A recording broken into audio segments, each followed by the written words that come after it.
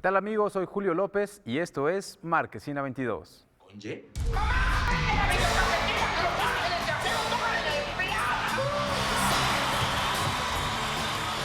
¡Santos! ¡Ya! ¡Ya!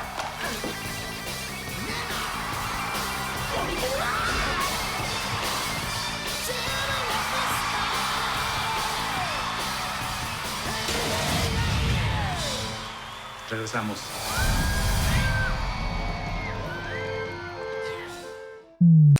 Mamá, préndele a la tele porque acá está con nosotros el Chucho Reynolds. ¿Cómo estás, Chucho Muy Reynolds? bien, pues yo lo único que tengo que decir al respecto es cheve en la fiesta. Todos queremos cheve en la Chévere fiesta. en la fiesta. Gerardo, ¿cómo estás? Encantado de estar como cada semana aquí en Marquesina y más hoy, ¿no? Porque vamos a platicar de una película que creo que tiene mucho de dónde cortar y bueno, pues más bien tú presentas la película. Sí, eso es una película que se disfruta, es una película que se deja ver, es una película que de alguna manera hace homenaje al rock nacional urbano.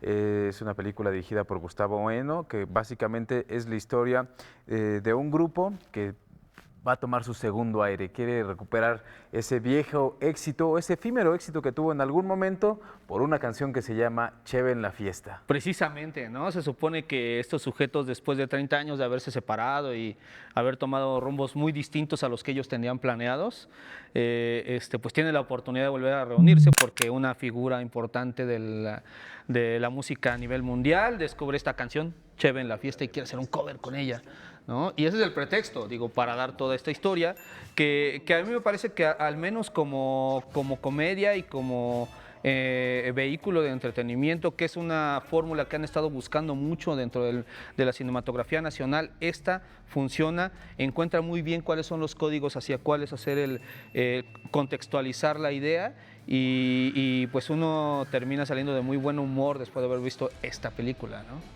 Sí, la verdad es que a mí me parece que es una película bien lograda en los términos de entretenimiento puro, es decir, lo comentábamos en aquel programa que hicimos desde Morelia, ¿no? Es la formación cinematográfica de la narrativa del mero entretenimiento, algo que le hace falta al cine mexicano. Dicho esto, sí me parece que hay varias cosas de dónde cortar, ¿no? Al principio se comentaba este rock de los años 80 aquí en el programa, y en ese sentido puede ser un testimonio generacional del mismo director, del mismo Gustavo Bueno, de lo que significó esa época para el rock de los años 80, porque estos personajes al final del día son unos outsiders que han sobrevivido, sobre todo el de Eddie Reynolds, ¿no? Es decir, es un hombre que ha dado 1000 batallas, es un hombre que sobre todo lo define la lucha y contextualizar esa historia en esos años 80, en esa lucha por fincar el rock, que estaban canales cerrados. Creo que está también muy bien logrado en ese sentido. Creo que los personajes también están, dos cosas, tropicalizados de origen, cosa que me parece también muy simpático. Y lo segundo es que son personajes que te dan muchísima ternura, es decir, son personajes en el fondo de una gran inocencia. Lo que destacaría sobre todo es la narrativa de entretenimiento puro de esta película, la narrativa como tal. Y las actuaciones, ¿no? Por supuesto, ¿no? Ahí tenemos como cabeza de este elenco a Damián Alcázar, que lo hace estupendamente, que estuvo involucrado estrechamente en la realización, que hizo muchas improvisaciones ya en el set, que Gustavo Bueno le dio esa oportunidad y que viene acompañado de otras gran elenco como Jorge Zárate, y por ahí están Paulina Gaitán, está debutando también Vico Escorza, que lo hace muy bien, es como una revelación Vico, ¿no? Sí, precisamente ese es un poco el detalle al que quería yo referirme ahorita. Me parece que la película recurre a ciertos arquetipos que ya conocemos de otras películas del estilo y que el más claro ejemplo es el personaje de Vico, ¿no? Que resulta ser la niña o la adolescente con mayor conocimiento del mundo con respecto a los que forman parte de la banda, que tiene una visión mucho más adulta de la que pareciera y que empieza a enfocarlos. Este tipo de personajes lo hemos visto, de hecho si recordamos un poco La Escuela del Rock, la película de Jack Black, ¿cómo se llama? Así es, Jack Black. Hay una niñita que es la que resulta ser la representante del grupo. Es mucho este tipo de arquetipos con los que juega y juega bien. Ahora, a mí me llama la atención otro par de cosas, que es un poco lo que mencionaba Gerardo. Sí tiene tiene este discurso en el cual habla un poco sobre la búsqueda de la redención, sobre el reencontrarse con lo que fueron alguna vez, esta traición que existe entre los amigos, porque son amigos que de algún momento se prometen rockear por siempre y a la mera hora termina uno siendo fiel a esto y otro teniendo que sacrificarse para poder convertirse en adultos. Creo que todos ellos están muy bien apuntados. No se profundiza demasiado en ellos, creo. No hay como más allá, que quizás es lo que le hubiera dado a la película un nivel aún mayor de ser solo un mero entretenimiento. Pero es inteligente y bien sustentado. Hay un sentido arquetípico en los personajes, ¿no? Cada uno del grupo representa algo específico y en ese sentido se puede quedar en ese primer plano. Sin embargo, el asunto resulta fársico. Tan lo es que, por ejemplo, el personaje que hace Sebastián Zurita es un personaje que al final del día, no es ningún spoiler, pero es un personaje que nunca encuentra, digamos, en los términos de historia, de moraleja, nunca encuentra un castigo, pues el personaje es lo que es un arquetipo y como tal es manejado. Y que por cierto el mismo Zurita está bien en su papel, no sé qué tanto haya actuado, pero está bien en su papel, bien, ¿no? Creo que con sentido de la los industria. personajes está bastante bien, ¿no? Pero no es lo único, ¿no? Hay un montón de cosas que ver, llega la segunda parte de Ted, se espera mucho de esta película, básicamente la historia se centra en este oso irreverente, ¿no? Y lo que busca es que de alguna manera se reconozca que no es un objeto, sino una persona. Una persona. Creo que es el meollo del asunto de esta película. Quizás es lo poco que le da realmente el sustento a la misma, algo que no necesitaba la primera, ahora sí requiere como darle sustento. Yo en lo personal creo que Seth MacFarlane ha sido sobrevalorado. Muchísimo, muchísimo. Me parece que desde Padre de Familia ya nos mostraba un poco lo que era. La serie era una copia tal cual de Los Simpson, hasta que empezó a burlarse de esa situación, pero lo hizo después de 2 o 3 temporadas. Se volvió más o menos interesante. Ted me parece que era una serie de ocurrencias bastante afortunadas en general, pero no pasaba de ser eso. Sam Jones era lo mejor de la película, me parece, la inclusión de este personaje. Y en esta segunda parte, pues creo que se alarga innecesariamente. Los chistes no funcionan del todo. Puede resultar simpática para aquellos que les gustan chistes que giran alrededor de la cuestión escatológica. Sí, está completamente llena de escatología, ¿no? Y creo que además tiene momentos como esta batalla campal en la Comic Con que nunca llegan a explotar como debieran. Debería haber sido hilarante y nunca alcanza el nivel. Pues en general disiento un poco por varias razones, ¿no? Sí me parece que Seth MacFarlane es un personaje de la industria como tal, es decir, no es un outsider, ahora que estábamos hablando de los personajes de Eddie Reynolds, es un hombre que gira en torno a la industria, pero creo que la película funciona en los términos de, desde mi punto de vista, rascarle un poco más a lo que estamos viendo de manera evidente en la pantalla. ¿Qué es lo que estamos viendo en Ted? En el fondo lo que estamos viendo en Ted es una película, es un homenaje al patriotismo. Al final del día eso es Ted. Más allá de ser una body film y todo este tipo de cuestiones, hay una escena en la película en la que Ted y su compañero, no me acuerdo el nombre del personaje, están platicando de que necesitan un abogado. Y entonces Ted le dice, lo que pasa es que nosotros no tenemos amigos abogados. Nuestros amigos hacen sándwiches. En torno a ese diálogo gira todo el universo de Ted.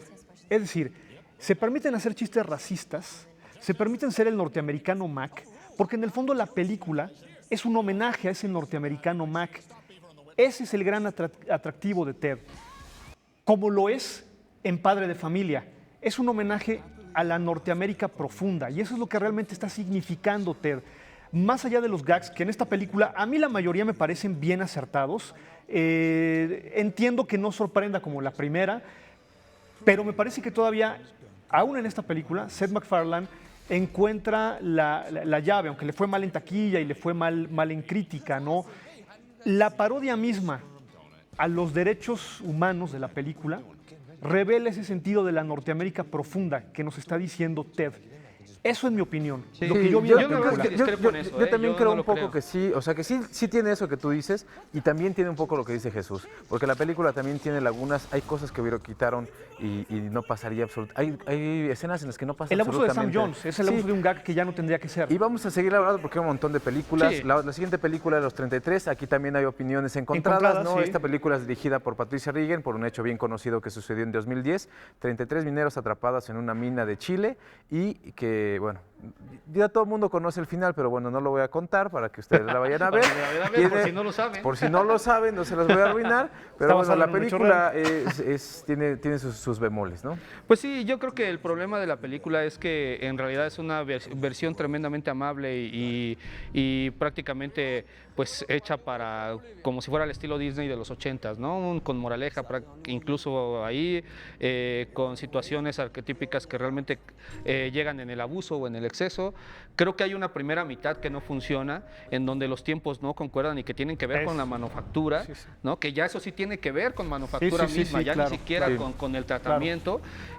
Para la segunda, por lo menos mejora, la película puede ser entretenida, te la cuentan como tipo, insisto, como fábula de Disney de los 80s, y en ese sentido, pues puede funcionar, pero no hay más allá, no hay un discurso propiamente, no hay una interpretación de los hechos, sino nada más una ilustración que yo diría bastante ñoña, ¿no? Yo concuerdo contigo en la cuestión de la primera parte. Es decir, la película se divide, digamos, en dos partes. La primera de ellas es cuando los mineros están pues en la mina y no hay una comunicación con el exterior, y la segunda es cuando comienza todo este asunto mediático, ya con la comunicación en el exterior. En esta primera parte hay evidentemente un problema hasta de edición y de montaje, lo cual es clarísimo. Otra cosa que tiene la película es esa mezquindad al no tomar partido ante la posición del gobierno de Chile con los mineros. En ese sentido, la película es temerosa. Dicho esto, y algo más, que hay momentos también de la cuestión de la dirección que uno no sabe si es parodia o es real. La aparición de Don Francisco, uno no sabe si es reírse o es un testimonio de la situación mediática. Dicho esto, a mí la película, en los términos generales, sí me gustó, sí me entretuvo, pues si se vale decir esto. Creo que está, con todo esto que ya comentamos, bien contada para el público que va bien dirigido. Y agregaría algo más, en el mismo tono de lo que hablaba de Ted, no me quiero ir demasiado lejos ni sobreinterpretar, pero a mí la película sobre todo me llama la atención por su discurso en la segunda capa, pero que me parece evidente, tremendamente feminista, porque la película no deja de ser una visión femenina del mundo masculino, y eso se nota en la dirección de Patricia Regan. Las escenas donde, la última escena donde la mamá de uno de los mineros se aparece para darle de comer, esta relación que tienen entre los mineros, es un discurso feminista en el subconsciente, sin interpretarlo, de la película. No dije de Regan, a quien yo no conozco, de la película. No, bueno, aparte creo que me parece que se da más por un asunto de estilo de ella que de manera consciente. Eso me parece muy importante. Yo estoy de acuerdo que esto que dije puede ser cierto, no, desde mi punto de vista lo es, por eso lo digo. Pero lo que sí me queda claro es lo que tú dices, que sobrepasa en un primer plano a Patricia Regan, o sea, no la queremos psicoanalizar, pero me parece que es evidente, o sea, que eso lo sobrepasa ella como realizadora, como cualquier cosa que dices en el plano público, porque lo tiene ella, pues, o sea. No porque realmente hubiera una intención, se nota. ¿No? Sí, y lo ha reflejado no solo en esta película, sino en sus trabajos anteriores, en La misma luna, ¿no? Sí. Además, bueno, a mí hay cosas que no me gustan nada, como que la película fuera, se haya rodado en inglés, ¿no? Cuando prácticamente todo el elenco es iberoamericano, hay personajes de Brasil, de México, de España, ¿no? Hay dinero norteamericano, evidentemente la apuesta es que se vean muchas más partes, pero ahí pierde realismo, ¿no? De pronto se escuchan. Creo que en algún momento ninguno de los actores trata de imitar por lo menos ese acento chileno hablando en inglés. Digo, aparte está en inglés y usan modismos en español, entonces no le veo el sentido. Entonces, ¿por qué no mejor todo en inglés? Yo la compro por efectista. Sí, la compro como uno puede comprar una hamburguesa de comida rápida y que sabes lo que es, pero en ese momento te genera genera un pequeño conflicto, ¿no? De pronto cuando empieza la película. Por eso la compro, o sea, que entretenida es, yo concuerdo con Gerardo. Y yo creo que de pronto también es un poco lenta y en mi sentido a mí me pareció un poco aburrida, porque. Como estar encerrado en una mina, ¿no? Pues casi. Casi. Vamos a la siguiente película, que es una película mexicana. Ya ha tenido una corrida una corrida por festivales importante. Estuvo en el Festival de Cine de Guadalajara, estuvo en el Festival de Cine de San Cristóbal de las Casas, estuvo en la muestra de Cineteca Nacional. Nos referimos a La Tiricia, que es el segundo largometraje de Jorge Pérez Solano. Sí, no, bueno, esta es una película que precisamente reivindica mucho lo que tiene que ver con las mujeres, ¿no? Es una película completamente feminista, cuenta con las actuaciones de Adriana Paz, está Noé Hernández, de hecho esto les valió sendos premios en los pasados Arieles, ¿no? Es una película que llega haciendo, ya después de haber hecho mucho ruido, como dicen, en los festivales, y que es como la opción, digamos, de drama con mayores pretensiones que encontramos ahorita en cartelera, ¿no? Sí, y que solo va a llegar, además, dicho sea de paso, solo va a llegar a circuitos alternativos, a circuitos culturales. Que cubre un nicho al final del día. La película está más que probada en festivales. El público que acostumbra a ir a festivales y acostumbra a ir a muestras ha disfrutado esta película y en ese sentido está, perdón, valga la redundancia, está comprobada y probada su efectividad. Sí, es un drama además conmovedor, que nos habla nuevamente sobre esta soledad crónica que viven las personas y cómo tratan de lidiar con ellas, pero sí desde un punto de vista muy femenino, ¿eh? Un testimonio social también, ¿no? Sí, no, y además, sabes que a mí sí me hubiera gustado verla en la cartelera comercial. Yo creo que la gente, ese público